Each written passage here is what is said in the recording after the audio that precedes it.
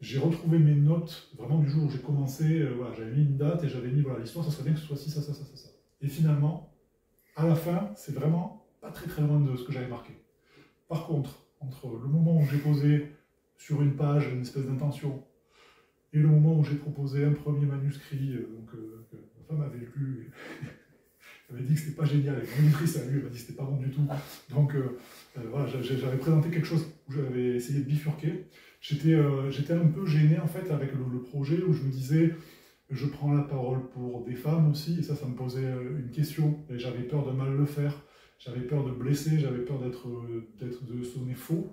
Et donc, plutôt que de me confronter, je m'étais dit non, mais en fait, je vais contourner mon texte. Et donc, j'avais fait monter un autre personnage, beaucoup plus que ce qu'il est aujourd'hui dans la version que vous avez pu voir. Et donc, voilà, donc ce texte, il s'est heurté après voilà, à ça, cette question du genre, de comment je le traite, de qui je suis moi pour le faire. Et aussi, il s'est heurté à l'actualité, c'est-à-dire que moi, j'ai commencé avec l'intention d'écrire ce que j'ai écrit. Et en cours de route, alors que ça n'était pas le cas au moment où j'ai commencé à écrire, il y a eu des actions militantes avec des attaques vers des tableaux. Et là aussi, je me suis dit, ah non, putain, moi j'ai pas envie de passer ni pour le porte-parole, ni pour celui qui les juge. En fait, j'ai pas envie de ça, moi j'avais envie vraiment d'une fiction. Donc, pour vous dire que voilà, j'avais en fait une phrase longue qui reprenait un fil, et quand je l'ai retrouvée, je me suis dit, bah oui, c'était quand même ça ton histoire. Et je suis passé ensuite par un très long chemin laborieux, un premier manuscrit que j'ai viré et que j'ai ramené pour arriver ensuite à l'amener. La sensibilité à l'art, alors après, elle est née au fil de l'eau, je dirais, c'était pas, voilà, mais en tout cas, elle infusait pas familialement. Je viens d'un milieu dans lequel ni la littérature ni l'art n'a spécialement d'existence même.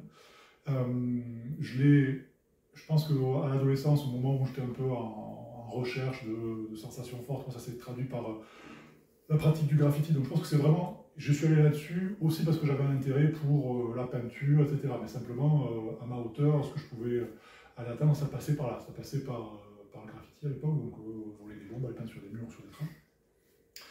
Et de la même façon que le rap m'a amené aussi à écouter d'autres musiques et à avoir d'autres rapports à la langue, etc., le graffiti, forcément, à un moment, m'a amené à aller voir Pollock, Mondrian, enfin, voilà, m'a obligé à aller comprendre comment on composait, comment on faisait.